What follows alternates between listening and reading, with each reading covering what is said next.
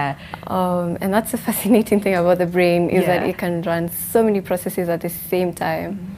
And that's actually, I guess, a pretty good example of normal anxiety, because there's all this excitement of what could be, but then there's also, you know, that part of the brain that's just, but what if you choose the wrong thing, but what if it doesn't work out, but what if?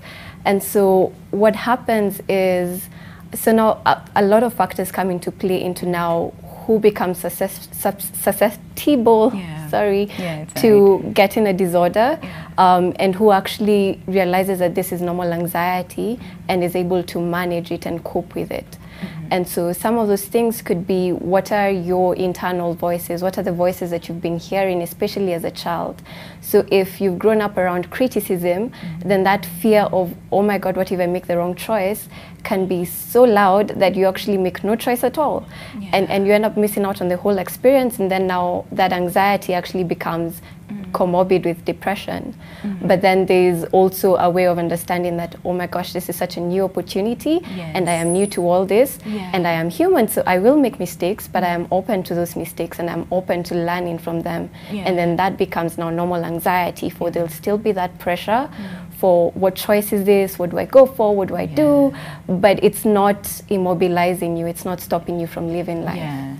Okay, so you feel some level of the same, but then it's not as bad as compared to someone who, again, depending on someone on how they were raised, that again they're so overwhelmed with the same that they can't do anything, like even going out to just try, right?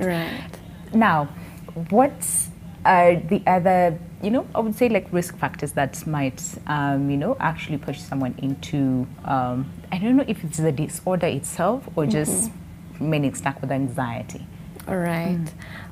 So I guess to clarify, like to know it simply, it's just like if it becomes excessive and overwhelming and limiting you in at least 2 areas of your functioning, then it's a disorder.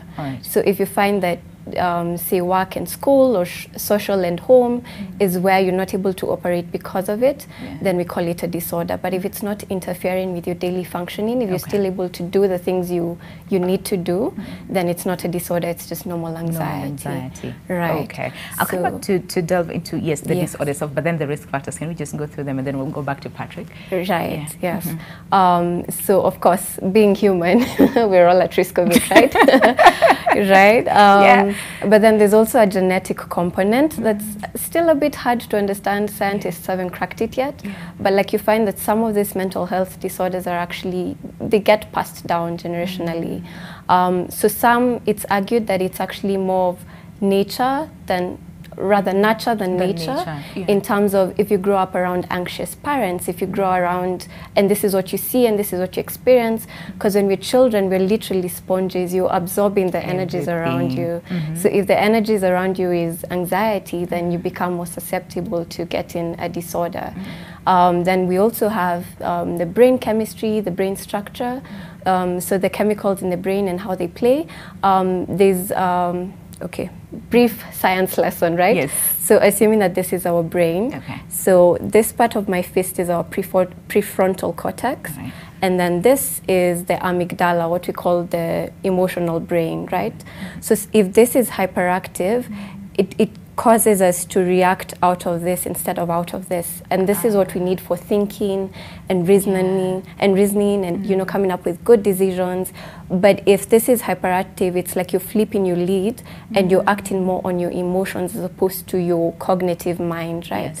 So then you're not able to process that, okay, this threat is not here now, it's just a fear, you know, how can I then prepare for it so that I don't end up, it just goes to full on, you know, panic, and then we end up stuck and we can't move. Right. So this is some of the risk factors. Yes, that you would say, you know, of the same. Okay.